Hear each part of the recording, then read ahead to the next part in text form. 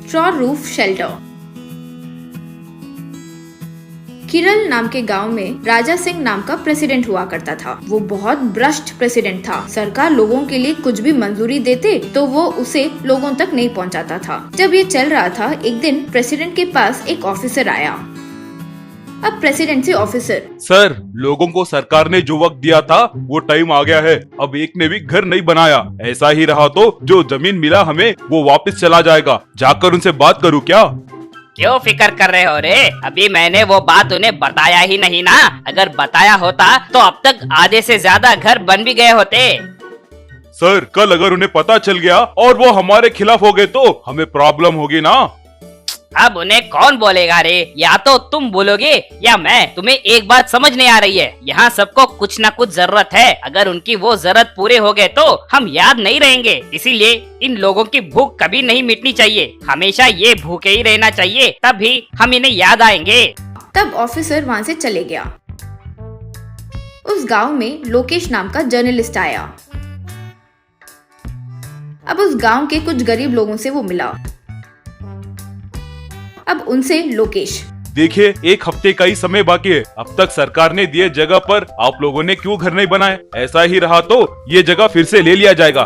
तब कपाड़िया नाम का एक आदमी, वो क्या भाई, हमें तो किसी ने घर बनाने के लिए नहीं कहा ना। वो प्रेसिडेंट से पूछे तो उन्होंने कहा कि जगह तो आ गई, लेकिन कोई दस्तखत का इंतजार कर रहे हैं। वो आते ही बांट देंगे कहा। हमने कभी नहीं सोचा कि वो ऐसे धोखा देगा। इतने में एक महिला, वो प्रेसिडेंट कहीं का बहुत लालची है, वो ऐसा ही कुछ करेगा, ये मुझे पहले से ही अंदाजा था। चलिए चलकर उसकी खबर लेते हैं। देखिए, अब झगड़ा करने का समय नहीं है, अपनी होशियारी दिखाने का समय है। सरकार ने जो जगह दी है उसमें कोई ना कोई घर होना चाहिए। वो जितना जल्दी बनाओगे उतना अच्छा है। एक और बात, तुम्हें धोखा देने वाले के मुंह पर तमाचा मारे वैसे कल तक उस जगह पर आपका घर होना चाहिए। कहकर चले गया। अगले दिन खाली जगह पर जब लोग खड़े थे तब वहाँ एक बैम्बू व्यापारी भुवन आया।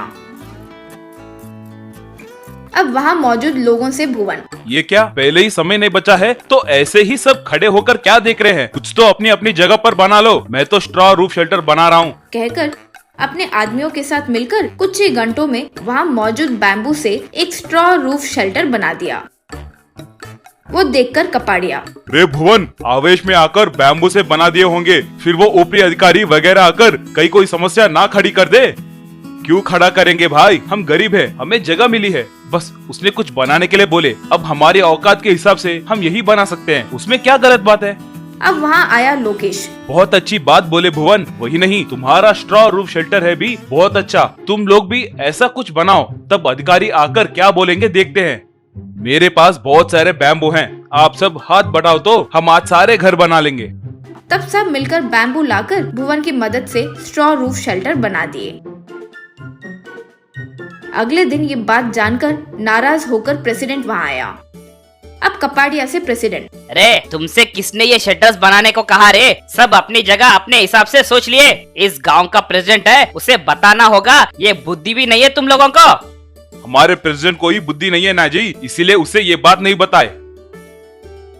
क्या रे, बहुत जबान चला रहे हो? किसी को घर नहीं चाहिए? देखिए, कुछ भी हो, मैं साइन करूँ तो ही तुम्हारे हाथ आएगा। जबान संभाल के बात करो, मैं ही इस गांव का प्रेसिडेंट हूँ। इसीलिए तो जी हम सब मिलकर एक निर्णय लिए। वो ये है कि तुम्हें प्रेसिडेंट की नौकरी से निकालने का सोच रहे हैं। हाँ, इतने बड़े हो गए हो क्या? रे रुको रे, अभी मेरे आदमियों को बुलाकर तुम्हारे शेल्टर को तोड़कर तुम्हें बेघर कर दूंगा। मेरा ताकत दिखाऊंगा। इससे वे लोग बहुत गुस्सा होकर प्रेसिडेंट को उसके आदमियों को खूब मारे। फिर अगले दिन सब मिलकर प्रेसिडेंट से जबरदस्ती इस्तीफा दिलवा दिए। उसके बाद उनकी इतनी मदद करने वाले जर्नलिस्ट को सब मिलकर सरपंच बनाए। Straw roof shelter. किरल नाम के गांव में राजा सिंह नाम का प्रेसिडेंट हुआ करता था। वो बहुत भ्रष्ट प्रेसिडेंट था। सरकार लोगों के लिए कुछ भी मंजूरी देते तो वो उसे लोगों तक नहीं पहुंचाता था। जब ये चल रहा था, एक दिन प्रेसिडेंट के पास एक ऑफिसर आया। अब प्रेसिडेंट से ऑफिसर, सर, लोगों को सरकार ने जो वक्त दिया था वो टाइम आ गया है। अब एक ने भी घर नहीं बनाया। ऐसा ही रहा तो जो जमीन मिला हमें वो वापस चला जाएगा। जाकर उनसे बात करूं क्या? क्यों फिक्र कर रहे हो रे? अभी मैंने वो बात उन्हें बताया ही नहीं ना। अगर बताया होता तो अब तक आधे से ज्यादा घर बन भी गए होते। सर, कल अगर उन्हें पता चल गया और वो हमारे खिलाफ हो गए तो हमें प्रॉब्लम होगी ना। अब उन्हें कौन बोलेगा रे? या तो तुम बोलोगे या मैं। तुम्हें एक बात समझ नहीं आ रही है, यहाँ सबको कुछ ना कुछ जरूरत है। अगर उनकी वो जरूरत पूरे हो गए तो हम याद नहीं रहेंगे। इसीलिए इन लोगों की भूख कभी नहीं मिटनी चाहिए। हमेशा ये भूखे ही रहना चाहिए, तभी हम इन्हें याद आएंगे। तब ऑफिसर वहाँ से चले गया। उस गांव में लोकेश नाम का जर्नलिस्ट आया। अब उस गांव के कुछ गरीब लोगों से वो मिला। अब उनसे लोकेश, देखिए, 1 हफ्ते का ही समय बाकी है। अब तक सरकार ने दिए जगह पर आप लोगों ने क्यों घर नहीं बनाए? ऐसा ही रहा तो ये जगह फिर से ले लिया जाएगा।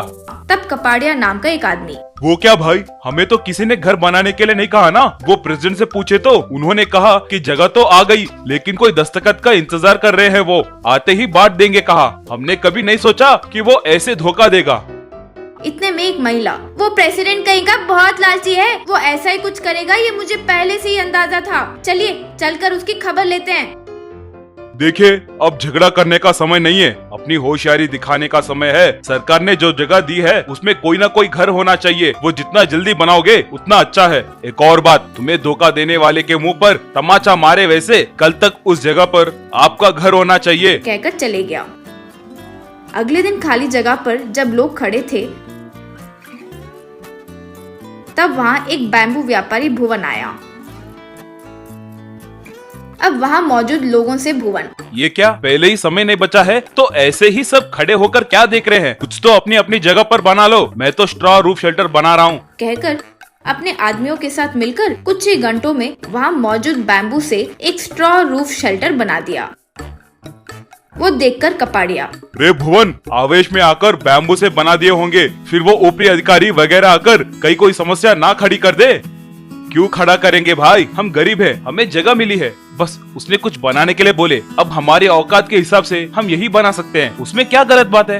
अब वहाँ आया लोकेश। बहुत अच्छी बात बोले भुवन। वही नहीं, तुम्हारा स्ट्रॉ रूफ शेल्टर है भी बहुत अच्छा। तुम लोग भी ऐसा कुछ बनाओ, तब अधिकारी आकर क्या बोलेंगे देखते हैं। मेरे पास बहुत सारे बैम्बू हैं, आप सब हाथ बढ़ाओ तो हम आज सारे घर बना लेंगे। तब सब मिलकर बैम्बू लाकर भुवन की मदद से स्ट्रॉ रूफ शेल्टर बना दिए। अगले दिन ये बात जानकर नाराज होकर प्रेसिडेंट वहाँ आया। अब कपाड़िया से प्रेसिडेंट, अरे तुमसे किसने ये शटर्स बनाने को कहा रे? सब अपनी जगह अपने हिसाब से सोच लिए। इस गांव का प्रेसिडेंट है, उसे बताना होगा। ये बुद्धि भी नहीं है तुम लोगों को। हमारे प्रेसिडेंट को ही बुद्धि नहीं है ना जी, इसीलिए उसे ये बात नहीं बताए।